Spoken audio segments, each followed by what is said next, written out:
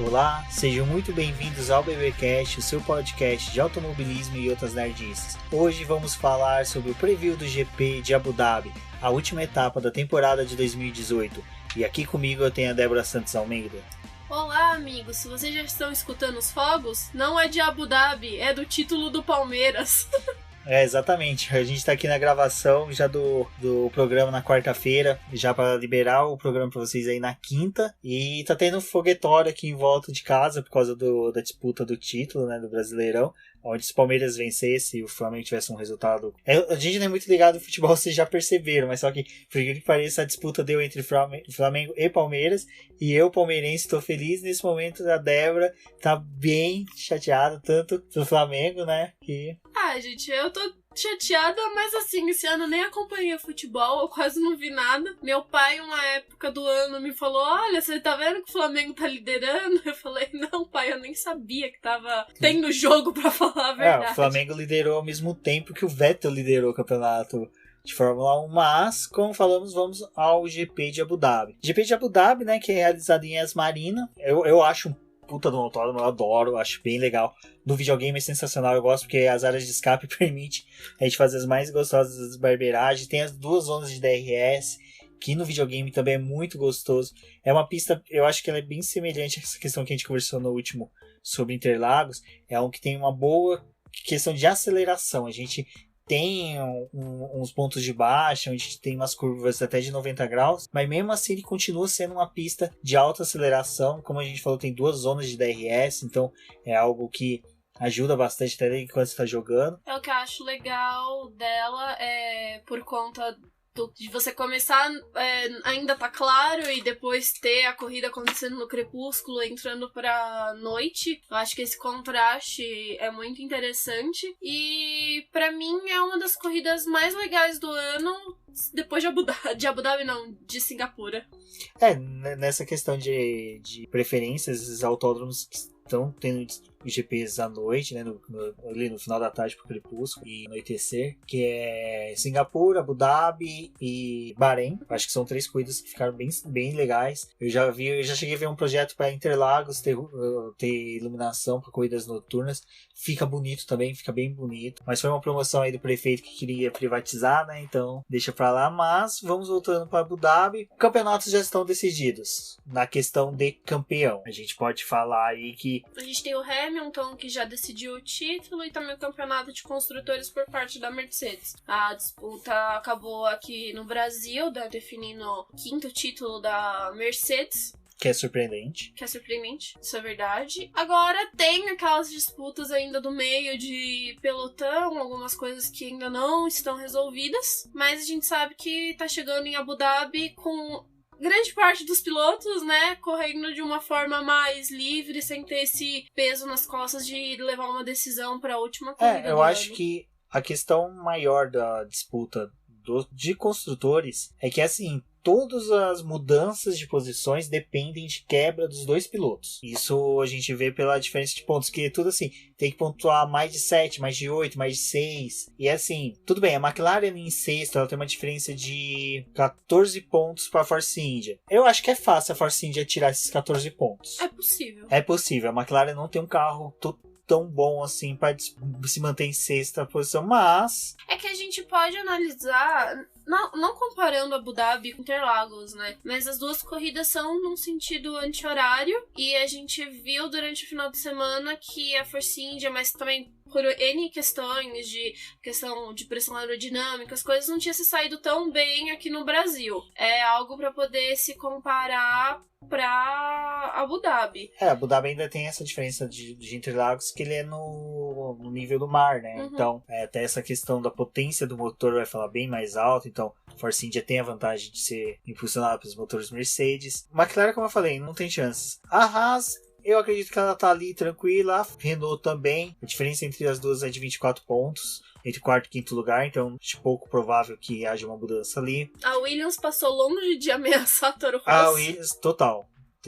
necessitava de uma vitória dupla e uma quebra de todos. Então não esquece, não é bem impossível. O que se pode observar é Force India versus Sauber, que as duas, sim, essas duas podem disputar a posição uma da outra. Por quê? A Force India tá com 48 pontos, a Sauber 42. A Sauber tá boa, tá forte. O Ocon vem com penalização. Então, assim, mesmo que ele for pro Q3, provavelmente ele vai sair ali após a 10ª posição. Isso a gente tá falando otimista, 10º não, 11º, 12º, uma chance mais otimista assim dele conseguir uma boa classificação em Q3. Pérez é uma incógnita sempre. Ou ele faz uma corrida mediana ou ele destrói. É desponto, então, aí no caso, eu acho que a questão de observar a Force India e Sauber vai ser bem interessante. Então, sobre construtores é isso. O que chama atenção e é bacana e pode, assim, caso você queira ter fortes emoções para ver uma disputa, a disputa do terceiro lugar, certo? Terceiro lugar, porque assim, Kimi Raikkonen tem 251, o Bottas tem 237 e o Max Verstappen 234. Então, quarto lugar é um que vai ter disputa clara, claríssima. Então, a gente sabe que o Max Verstappen, pelo desempenho dele nas últimas corridas, se o motor Renault não trair ele, tem grandes chances aí de chegar à frente do Valtteri Bottas e conseguir. Ele só precisa de 4 pontos a mais que o Bottas, então não é tão difícil. Um segundo lugar do Verstappen, um quarto do Bottas já coloca ele na posição do Bottas. Kimi Raikkonen não pontuando e os dois conseguindo aí pontos. No caso, o Verstappen teria que fazer no mínimo um segundo lugar, com o Kimi sem pontuar, porque daí ele conseguiria ir para 252 pontos e um ponto a mais. Ou seja, é aqueles cálculos matemáticos que a gente adora fazer e começa a acompanhar durante a corrida. E é uma coisa que eu recomendo o pessoal fazer. Use aplicativos da Fórmula 1. Porque ele vai atualizando a pontuação rapidamente. Em tempo real, então você consegue acompanhar e ver aonde que cada piloto vai ter. A gente lembra que no GPs do México, Estados Unidos, né, a gente ficava acompanhando do Vettel e do Hamilton e fazendo cálculos de, olha, vai, não vai, tem chance, não tem, melhorou, piorou. Então é bem bacana por isso. Então, sobre o campeonato em si, é isso. Eu acho que da corrida, corrida é assim, o campeonato já está decidido. Eu acho que os carros não vão trazer atualizações, até onde eu vi. Eu acho que só a Renault, que traz uma nova asa dianteira, mas assim, a asa dianteira para a última corrida do ano de 2018. É que aquela coisa, né? Como depois da corrida eles vão realizar os testes em Abu Dhabi, algumas coisas eles já começam a mostrar pro que eles estão pensando para os carros de 2019 e também por conta dos pneus que precisam ter um teste bruto nesses dias. Mas não é nada tão revelador. Pra 2018 não... Pra 2018, assim, é desnecessário. Eu acho que pode ser uma tentativa da Renault de tentar se manter em quarto lugar. Trouxe uma atualização que ela vinha trabalhando e para não desperdiçar horas trabalhadas, material desprendido, para poder se manter em quarto. Porque as asas dianteiras desses carros vão ser praticamente jogadas fora ou virar souvenirs de velhos gordos ricos europeus. Porque 2019 uma das principais mudanças é na asa dianteira. Ela vai ser bem mais, como eu poderia dizer, menos penduricários, menos leste. Ela é mais robusta, mas só que com menos asinhas, menos divisões. Então ela... Aletas. Muito bom. Então, acho que de atualização é isso. Pneus, a gente vai... eles vão usar o hiper macio, que é o composto mais macio da gama Rainbow, né, que é a arco-íris da Pirelli, e ele comparado com o ultra macio, que é um pneu que a gente já tá vendo há bastante tempo, né, sendo utilizado, ele é 2 vezes mais macio que esse ultra macio. E a gente também vai ter o super macio, que é o de faixa vermelha, que ele é só um pouquinho mais duro do que o ultra macio. O que vale lembrar é que a primeira parte da corrida é feita ainda num calor, essa época do ano é quente em Abu Dhabi, então essa primeira parte da corrida acaba sendo a mais crítica pro pneu, mas quando eles entram pra noite, que a temperatura do asfalto começa a baixar, a degradação do pneu acaba diminuindo. O asfalto vai estar mais borrachado, provavelmente eles acreditam que o hipermacio para a segunda fase da corrida. Eles acreditam que provavelmente vai ser mais uma corrida no ano, que provavelmente a estratégia vencedora vai ser apenas de uma parada. Não foi algo conseguido pela Pirelli esse ano, mesmo introduzindo esses pneus com uma gama mais macia, que se forçasse esses carros a fazerem mais de uma parada ou mexer na estratégia. Foram poucas as vezes no ano que existiu essa necessidade. Então Abu Dhabi provavelmente vai ser mais uma corrida que, mesmo com um período mais quente, com uma degradação mais acentuada naquele começo, vai ter só uma parada nos boxes. E eu vou dar um palpite. O que vai acontecer na segunda parte da corrida? A gente vai ver muito desses pilotos das equipes menores, até mesmo Red Bull, Ferrari, alguém ali, fazendo um pit stop nas últimas voltas, colocar pneu hiper macio pra dar volta voadora, o campeonato já tá decidido. Pra fechar a volta fazer mais volta rápida, rápida. né? Acredito que isso é bacana de se acompanhar. Eu gosto de acompanhar voltas voadoras pra pessoa obter, porque sempre dá um errinho, dá uma escapadinha, então sempre dá algo de errado aí que pode apimentar. O asfalto de Abu Dhabi também, né, não é um asfalto abrasivo, então isso é só responsável pelo calor mesmo. Não é uma disputa acirrada, assim, pros Não, pneus. acho que até o que a gente vai entrar agora no bate-papo aqui, que é sobre algumas corridas que a gente pode relembrar, vai ser uma corrida um pouco mais amigável, vai ter... Assim, a gente fala amigável, né, mas até o Ocon e Verstappen se encontrar novamente, né?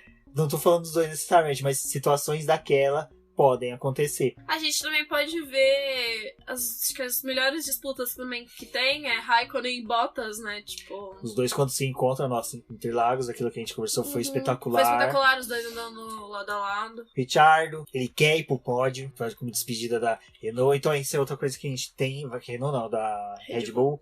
E essa outra coisa que a gente vai ter nessa corrida que vai ser um atrativo, né? A dança das cadeiras, eu acho que foi uma coisa que o Valese falou pra gente, eu não me recordo em qual grupo. Foi no do boletim, se eu não me engano. Isso. Que ele falou que nos últimos 20 anos... Não, da diretoria. Nos últimos 20 anos não se viu uma dança das cadeiras tão grande quanto a dessa corrida. Daniel Ricciardo sai da Red Bull, vai pra Renault. Ele quer um pódio, teve até a Red Bull falando, né? Olha, ganhe essa patilha, a gente fez pra Ana Kalil tentar, a Red Bull notou ela, o Ricciardo, foi algo bem emocionante aí durante a nossa semana. Parabéns e obrigado por quem participou. Então tem essa questão, o Ricciardo acho que querer se despedir, porque ele por mais que, eu acho que é a mesma coisa do Vettel quando saiu da Red Bull, eles têm um carinho, né? Porque por mais que Helmut Marko pode ser um homem com chicote na mão, o Christian Horner não, né? Não, ele sempre acho que foi a figura mediadora dentro da Red Bull, né? Assim, aquele piloto que você olha e... Piloto não, aquele chefe de equipe que você olha e ele acaba dando suporte para os seus pilotos, assim, muito próximo. Sim. Eu sempre admirei muito ele, a capacidade de, tipo, ver coisas que aconteciam com o Vettel na pista e conseguir administrar bem, assim, passar uma confiança para ele de que aquilo ali era um problema de momento e que teriam outras corridas durante o ano que aquilo poderia ser recuperado. Eu acho que quando o Helmut Marko começou a ter mais holoforte dentro da Red Bull, a Red Bull começou a desandar mais. Porque o Helmut Marko só surgiu depois que ele, tipo, depois do Vettel, olha, ele trouxe o Ricciardo. Olha, ele trouxe o Kvyat, depois, nossa, ele trouxe o Verstappen. Ele foi responsável por grandes revelações, mas que atravancou, engessou a Red Bull, né? Que é a realidade que a gente vê hoje de não conseguir ter um segundo piloto para Toro Rosso. E já a gente vê a academia deles limitada, porque não tem piloto e essa briga deles de tentar a todo custo obter superlicença, tentar subir um piloto de outra categoria, de alguma forma é bem complicado a situação. Antes ele conseguia, porque até as outras equipes via com bons olhos subir um piloto da equipe Red Bull, porque que nem era na época do Daniel Ricciardo. Foi interessante pagar a RT, ter um piloto da Red Bull, porque era um patrocínio a mais. Mas hoje tem aquela questão, nossa, eles vão despedir, eles vão puxar, não sei. É complicado. Então, mas agora só voltando, a gente deu uma barrigada aqui bacana, mas bate-papo de Fórmula 1 é sempre assim. Como eu falei, é a GP das mudanças, das despedidas. A gente tem saída do Alonso, com a McLaren apresentando um novo layout. Na hora que eu tava fazendo o post, que ficou lindo, o carro ficou lindo. Acho que foi a pintura mais emocionante. Não emocionante, mas é uma pintura que você sabe que é um fim de uma história ali na Fórmula 1. E marca também aquele carinho de você mostrar que o piloto faz a diferença e que ele era importante pro time. Acho que eu olhando essa pintura, eu lembrei muito do que o Gil de Ferran falou. Da importância que o Alonso tem, né, pra McLaren e da falta que ele vai acabar fazendo pra equipe. Não, isso era incontestável. Nos últimos anos, a gente lá no Papai Orange, né, a gente sempre falava, o Mesquita, que sem o Alonso já é algo complicado. A gente precisa, por mais que seja, a gente precisava de um piloto do calibre dele. E eu mesmo tenho um pé atrás na situação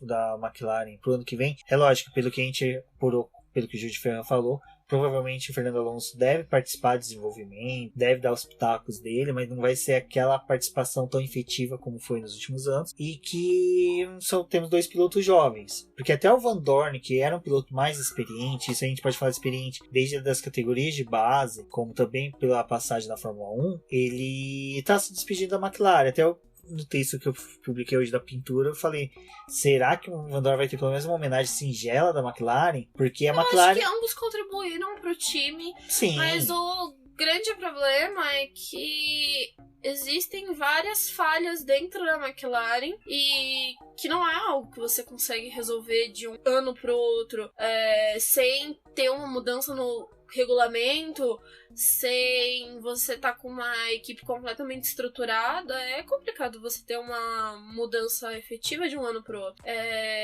Eu acho que mesmo o Van Dorn tendo o desempenho abaixo do que foi esperado dele, que ele deveria ter, não é uma culpa só dele. Ah, não. Em momento algum, acredite, a gente chegou a culpar. É que a questão do Van Dorn foi, pra quem é McLarista, via ele, categoria de base, Fórmula 2, Super Fórmula lá no Japão, ele devorando, ele sendo um piloto que McLaren. Ele, quando o Alonso se machucou naquele acidente na Austrália com o Gutierrez em 16, o Van Dorn substituiu ele. Ele pontuou no Bahrein. E esse ponto do Van Dorn perpetuou, acho que por várias corridas, até eles conseguirem. Se não me engano, chegou um momento que o Van Dorn tinha, tipo assim, tinha passado 4 corridas, o Button não tinha pontuado e o Van Dorn tinha pontos. Que era o único ponto que a McLaren tinha. Então, pra gente que tava de fora, falar, meu, esse cara é muito bom. E ele é bom, não vou negar, nem tanto que quando ele ficou desempregado, ele já foi puxado pra Fórmula E. E o que vai ser legal todos já sabendo de antemão, que a Fórmula E vai ter cobertura 2018 2019, com uma McLarista Cíntia, que vai ser bacana, já convido a todos. Vai ter podcast, então vai ser bacana. E voltando aos pilotos que se despedem, provavelmente Sergei Sirotkin. Sim, mas o rumor de que o Kubica retorna. Os rumores perigosos. Não, mas dessa vez eu acho que é certo. E tem outra questão. Assim, de certa forma, o Kubica faz sentido. Não, e muito. Muito experiente. Muito. Pra quem fala, não sei dele, tal. Cara, até 2010, ele era tido o próximo campeão da Ferrari. Ninguém pensava no Vettel indo pra Ferrari, ninguém pensava no possível, vamos supor, podia ter um título sim, mas só que ele era o próximo cara da Ferrari. Ele era tido como o próximo campeão da Ferrari. Quando teve o acidente dele, isso eu acho que já até falei num programa anterior, foi no dia do meu aniversário, a gente bateu aquela bad em todo mundo. Porque ele era que nem o Daniel Ricciardo no paddock. Era querido por todos, todos gostavam, todos tinham uma estima muito grande por ele. Então, a questão dele ser polonês, tinha toda essa história, rico, tal, que um dia a gente pode entrar no mérito aqui. Então, se ele se tornar, puta, você é feliz pra caramba, cara. É bacana, é superação. A gente entra toda essa discussão hoje em dia de dar a chance pras pessoas, possíveis superações de pessoas que têm deficiência. No caso dele, uma deficiência decorrência de acidente. É bacana. E o Ocon, então fala, seria melhor o Ocon. Cara, o Ocon pra uma equipe que tá desenvolvendo, tá crescendo, porque a Williams, é o que eu falei nos programas anteriores, uma mudança de regulamento como vai ter de 2018 para 2019, uma experiência como a do Robert Kubica pode fazer a diferença e vai fazer a diferença. Isso eu falo porque 2008 para 2009 teve mudança de regulamento semelhante, vamos pôr dessa forma. Ele se adaptou muito bem, ele soube.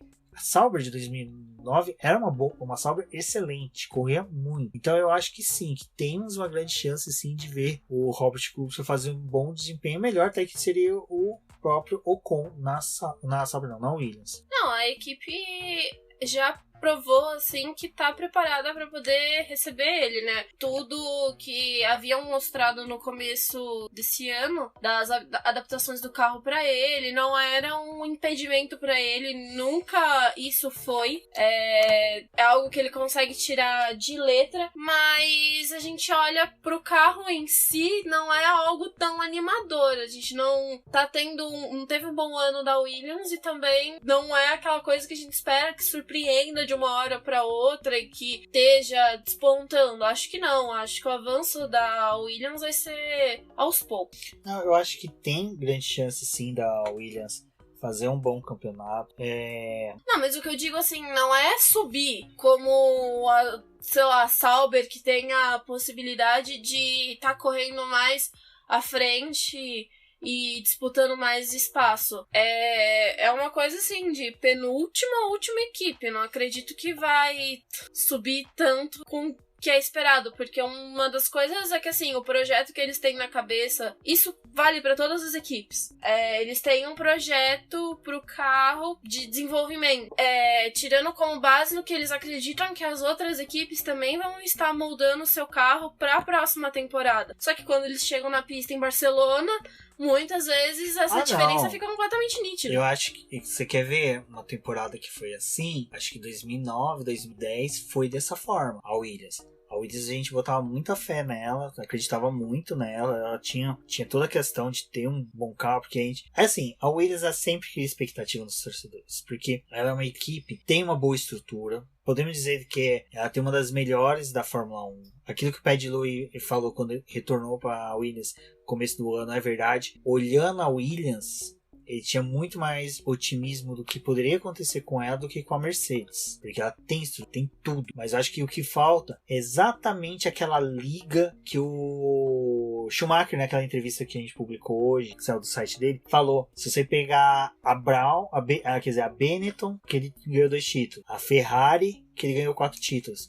E a Mercedes, o crescimento dela, que culminou, é lógico que ele não falou isso, mas que chegou aos 5 títulos do Hamilton, 5 títulos construtores e o do título do Rosberg, teve uma liga ali tudo, que juntou tudo, que uniformizou tudo, que é a Ross Brown. E é exatamente uma pessoa como Ross Brown que falta na Williams. É uma liga, alguém que traga uniformização. Eu acho que a McLaren falta uma pessoa, torço para que seja o Gil de Ferran, mas eu não vejo o Gil de Ferran dessa forma. Eu acho que ele pode fazer muito mais o papel exatamente de chefe de equipe ali, mas só que precisa ainda de um cara ali que uniformize. Ele intermediar a situação que tá ali. Exato, ele pode crescer, porque assim, cacife, conhecimento de área ele tem. Mas é o que falta, é o que hoje tem a briga na Ferrari. De uma equipe rachada por uma rachada, porque precisa. Então, na época da Ferrari do Ross Brown, você tinha o Ross Brown e o Jean Todt. Você tinha 2 pessoas. A Mercedes, você tem 2 pessoas, Nick Lauda e o Toto Wolff. Eu acho que essa época também por isso que eu era sempre época falo que a Williams acabava brigando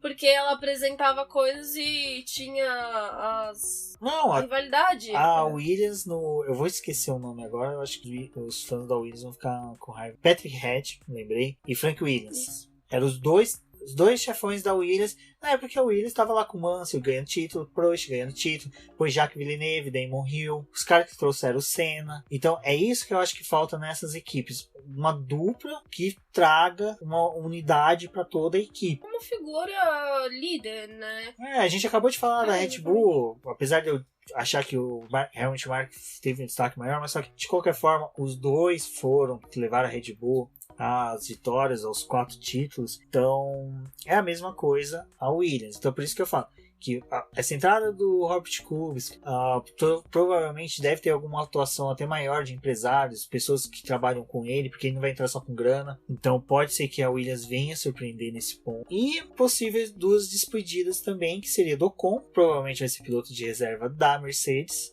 visando o assento de 2020, não é ruim, porque é aquilo que tem do Pietro Fittipaldi, né? Ele vai ter um papel fundamental na equipe por trabalhar nos simuladores. Que eles precisam e que muitas vezes não dá pra poder tirar na pista por causa das do limitações tempo curto que eles têm de teste. É uma forma de você também não deixar seu piloto parado, né? O Romain Grosjean essa semana falou da importância do Pietro Fittipaldi, da importância de ter um terceiro piloto no simulador. Então você vê que hoje o simulador está se tornando algo muito importante. É lógico, isso daqui que eu tô falando é senso comum para muitos. Mas então pro Ocon é uma boa ele se tornar o terceiro piloto. Então é bacana. E o Hartley, que existe a possibilidade dele se despedir da Toro Rosso, principalmente porque o Dan, gente, eu não vou conseguir acertar o sobrenome dele até eu escutar umas 10 mil vezes.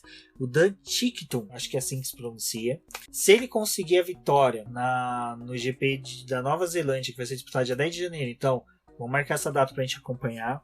se ele ganhar a corrida lá pela Toyota Racing Series, ele vai conseguir a pontuação necessária para ter superlicença. E assim poder ocupar a vaga da Toro Rosso. Acontece que ele é um piloto que já teve algumas polêmicas. Já se envolveu em algumas coisas que custaram a permanência dele. Ele é assim, se a gente acha o Verstappen polêmico, o Dan é muito mais. Então, porque o cara tomou uma suspensão de 2 anos por uma barbeiragem ridícula. Eu vou pôr o post do Livery no post do podcast, o link. Vocês deem uma lida, vale a pena a leitura para vocês verem a personalidade desse possível piloto. Ele é um piloto que contestou a superioridade que o Mick Schumacher teve na segunda metade do campeonato que levou o Mick Schumacher ao título, mas ele contestou assim, de uma forma estilo contestação a Benetton de 94 que todo mundo tem, de falar que ela tinha uma suspensão ativa. Esse cara fez a mesma coisa. Então o Hartley pode se despedir da Fórmula 1 sem 10 de janeiro o Dan conseguir o título. Há outros pilotos sendo cortejados pelo Helmut Marko. Contudo, esses pilotos ou estão na Fórmula E ou eles querem uma condição não semelhante ao que o Kvyat teve, de entra e sai, despedido, demitido, admitido, demitido. O cara nunca fez tantos exames de admissão e demissão na vida como qualquer outro trabalhador no mundo. Então, tem essa resistência desses pilotos. Eu acho que a Bitterbold, assim pronuncia o piloto lá que é da Fórmula E, que ele tava querendo ser puxado pra Toro Rosso, mas só que se tirar o cara da Fórmula E, a Fórmula E é um campeonato que todos, quando começa o campeonato, tem chance ao título. Você tem, assim, as equipes que são favoritas, tem por N motivos, mas você tem chance. Não é uma Fórmula 1 que é um campeonato de 2 extremos. Todos têm chance. Então, o próprio Lucas de Graça falou uma vez no Paddock GP lá do canal do programa do Grande Prêmio. Perguntaram pra ele, falou, você sairia da Fórmula E pra ir pra Toro Rosso? Ele falou, não. Pra que eu vou sair da onde que eu tenho chance de disputar título? Pode ser a quantia de dinheiro que for. Algo mais ou menos assim, que eu faz tempo, marquei pra recordar, mas você vê, Lucas de Graça falando isso, então repercute nos demais pilotos. A Fórmula 1 é tida como o ápice do automobilismo, mas agora a gente tem competições que são favoráveis a essa disputa. E não entrando na questão da Fórmula E com a Fórmula 1, mas em disputas da Indy e Fórmula 1, é difícil você fazer uma transição de piloto, nem tanto por conta da adaptação, aqui hoje não, mas por causa dessas faltas, do problema de calendário, várias coisinhas.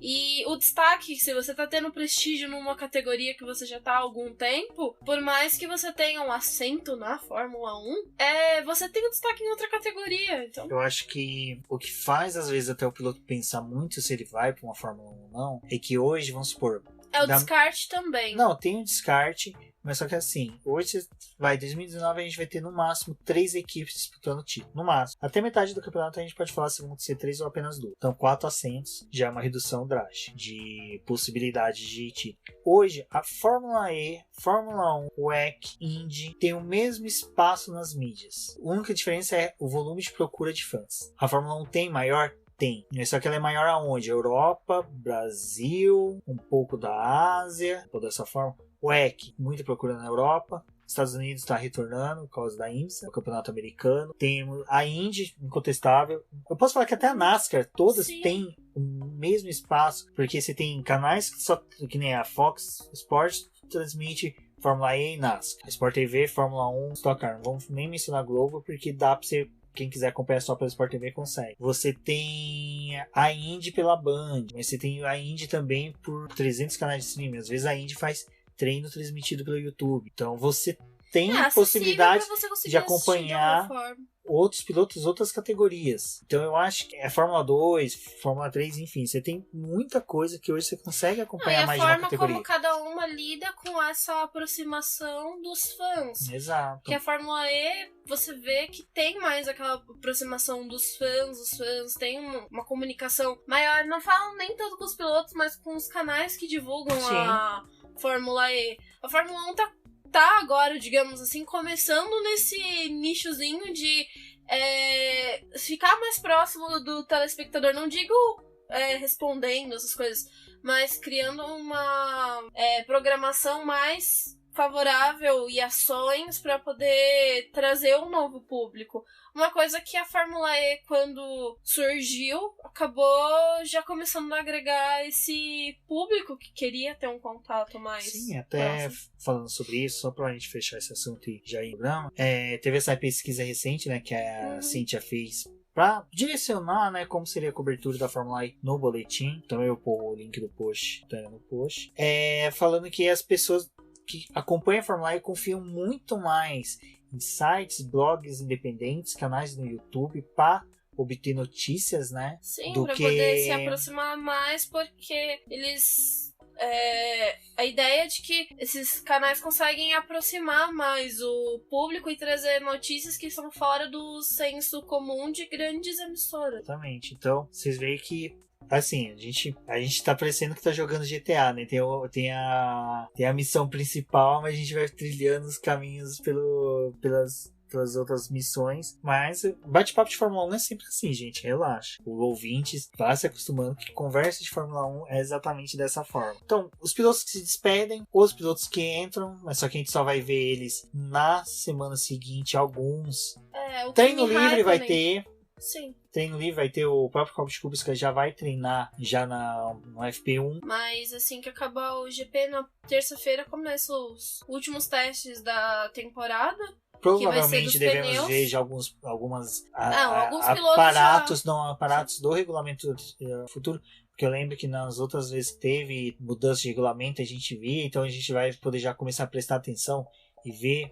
É lógico, se a gente vê alguma coisa nas redes sociais, nos sites das equipes, alguma coisa que a gente receber, a gente já vai disponibilizar nas redes sociais do boletim. Então o pessoal vai acompanhar. Mas, como a Débora ia dizendo, né? Alguns pilotos que já estão trocando de casa para a próxima temporada já vão ter a oportunidade de estar guiando no. O Kimi já no vai carro pra Sauber? O Raikkonen já vai pra bacana. Sauber. O Kvyat vai estar na Toro Rosso.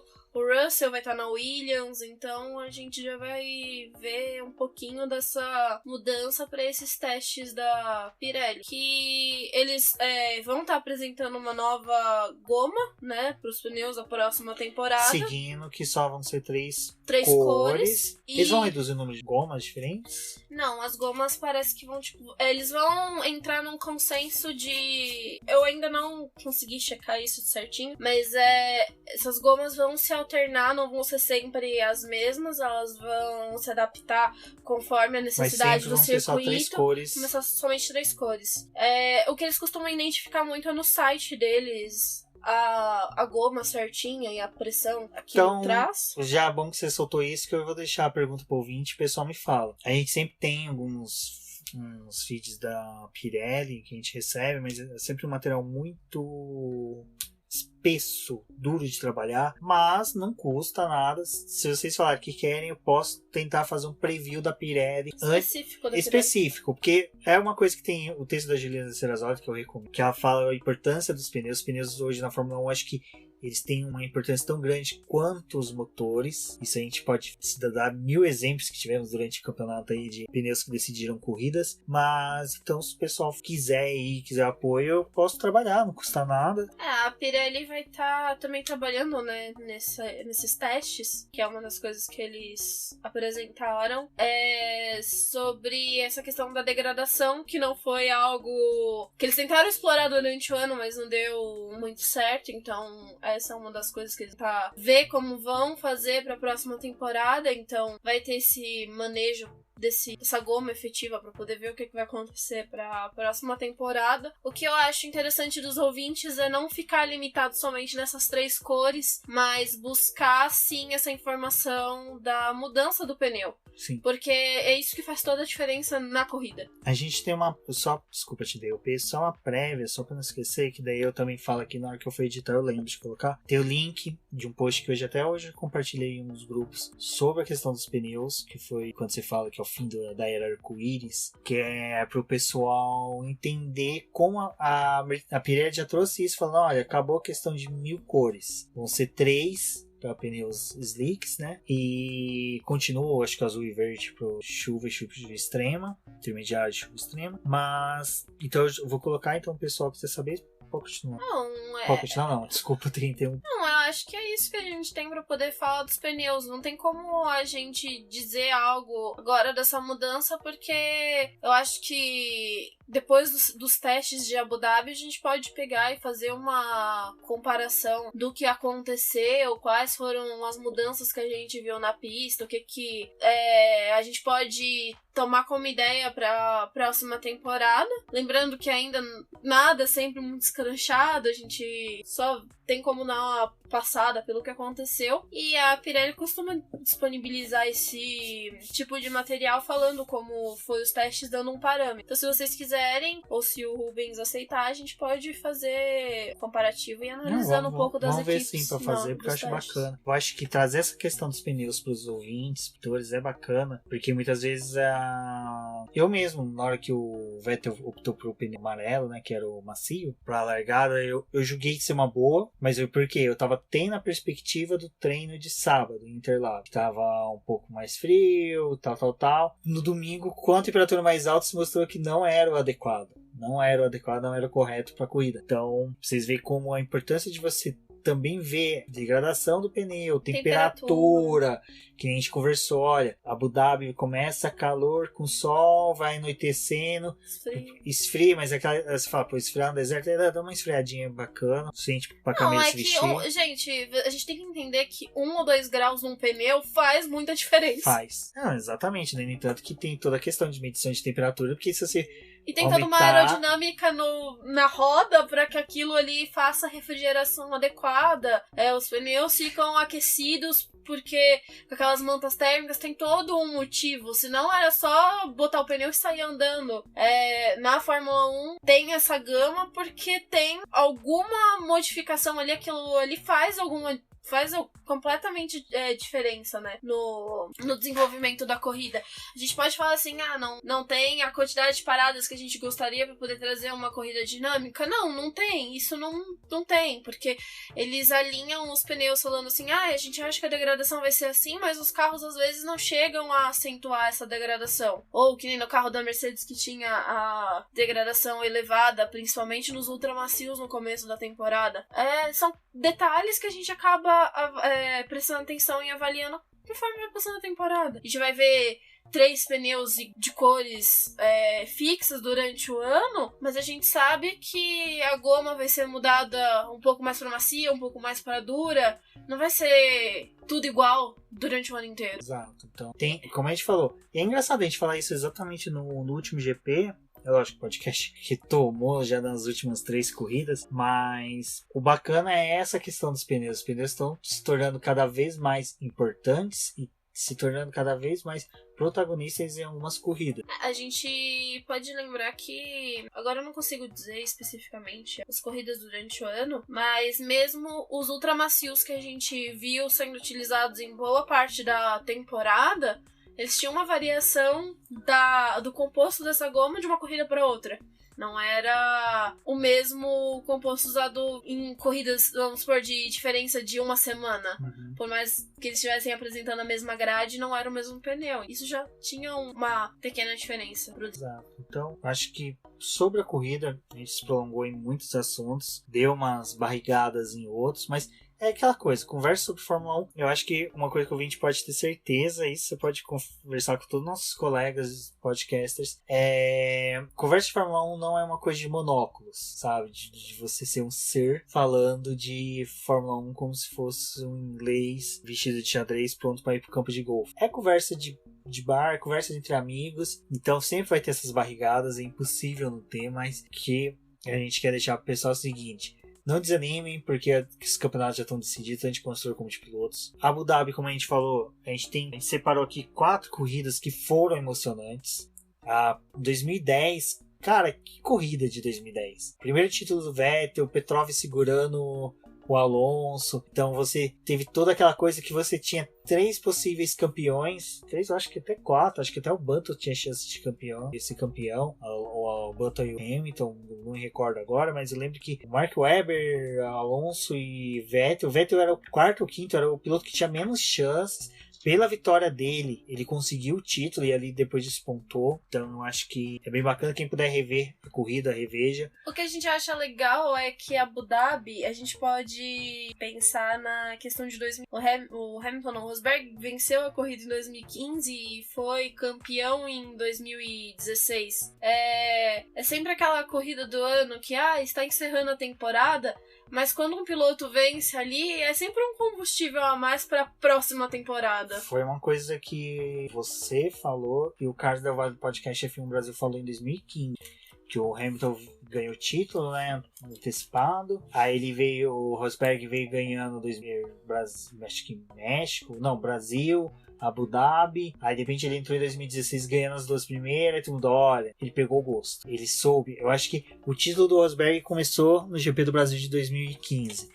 E ali ele seguiu. Então, ó, uma boa outra citação. O GP de 2015 também foi decisivo. A gente tem aqui outros que eu separei. De 2013, quarto título do Vettel. Também foi uma corrida muito disputada. Última corrida de soberania total da Red Bull. Então foi algo bem bacana. Outros campeonatos que eu separei Apesar que em 2013 Abu Dhabi não era a última corrida do ano. E o Brasil foi a última corrida. Foi? Foi. 2010, eu pensei que já tinha 2011, 12, 13. Abu Dhabi meio que revezou com o Brasil. Ela foi a última em 2009 e 10, e 11, 12 e 13 foi o Brasil, e aí depois ela passou, sim, definitivamente a ser a última etapa do... Eu recordava disso. 2014, segundo título do Hamilton, primeiro dele na era Mercedes, primeira da Mercedes também, mas o que eu me recordo bastante desse GP foi voltas finais, Felipe Massa com pneu melhor. Outra questão do protagonismo do pneu, se aproximando bastante do Hamilton. Eu lembro que o Hamilton ficava no rádio perguntando sobre em que posição que o Massa estava, quanto que estava chegando e qual posição que o Rosberg estava. O Rosberg também perguntando a todo momento no rádio. Era emocionante você ver ele perguntando. Mas que posição que eu tô? Aonde que eu preciso chegar para ser campeão? Quem tá à minha frente? Então, foi uma corrida muito bacana de 2014. E eu acho que a de 2016, a do Rosberg lá, o Hamilton fazendo toda aquela jogada de segurar o Rosberg para Red Bull chegar nele. Ter todo aquele lance psicológico do Hamilton, não só psicológico, mas também de pista, de segurar o Rosberg, porque tem uma degradação dos pneus. Então acho que que vocês não estão escutando, mas tem um gato dormindo aqui que tá roncando alto. Eu tenho que falar mais alto que o ronco do gato. É quase o motor Honda, o mesmo som do motor Honda. E então Abu Dhabi tem corridas bacanas. O pessoal fala, é chato, é um cartório, é tipo moto. Não. Tem corridas bacanas. É aquela máxima que eu falo. Não existe corrida ruim. Ruim é não ter corrida. Então não reclamem que vai ter Abu Dhabi sem disputa pelo título. Reclamem lá em janeiro que não tem corrida. Não, Abu Dhabi é sempre fantástico. Por mais que o campeonato já tenha sido definido, é ali que eles comemoram o término de mais uma temporada. É ali que as fotos do anuário praticamente é decidida como capa por causa daquelas comemorações fenomenais que tem. Sim, o autódromo é bonito. O autódromo é lindo. Então, eu acho que é isso. Acho que a gente conseguiu fechar. Desculpa as barrigadas, acho que vai ser o título do podcast das barrigadas. Mas é aquela coisa, é uma coisa que até você citou no texto de agradecimento do GP do Brasil, que é uma coisa que o Grum fala bastante, né? Passarinhar, né? Que é um termo acho que do Nelson Rodrigues, que ele falava de passarinhar e tal. É isso, podcast também é umas passarinhadas. Então, eu vou me despedir por aqui, pedir para que todos comentem, falem, dê o feedback. A gente tá recebendo bastante coisa também de vocês. É que, como eu falei, esse é mais uns podcasts mais laboratoriais, onde que a gente tá tateando o que deve fazer, o que não deve fazer, formato de gravação, como gravar, como não gravar. Então, o que vocês trazem pra gente vai ser importante nesse aprendizado. E eu peço para que vocês todos sigam a gente nas redes sociais. Cada uma sempre tem um enfoque diferente da outra, sempre trazendo notícias. E possivelmente em 2019 a gente deve despontar com outras coisas bem interessantes, como eu já disse, Fórmula E, que a gente vai conseguir cobrir. Tem um pessoal dedicado somente para E. Vamos prosseguir na Stock Car. Então não é uma despedida, mas só para vocês verem que a gente tenta sempre trabalhar ao máximo para trazer informações para vocês. Então agradeço a todos. Vocês podem me encontrar no Twitter, no Ruben GP Neto, Neto com 2 T's. É o mesmo nick para todas as redes sociais. Fiquem à vontade para ir falar comigo. Boletim do Paddock no Twitter, diz no boletim que. Demais redes sociais, tudo Boletim do Paddock. E agora eu vou deixar a Débora se despedir, deixar as redes sociais dela. Um forte abraço a todos, até a próxima. Obrigada por escutarem mais um dos nossos programas. Vocês podem conversar comigo no Twitter, que é TheFlowers, e passem o feedback do programa pra gente, que a gente vai sempre estar apreciando vocês tiverem pra poder dizer. E obrigado, e a gente se vê no review da Corrida de Abu Dhabi.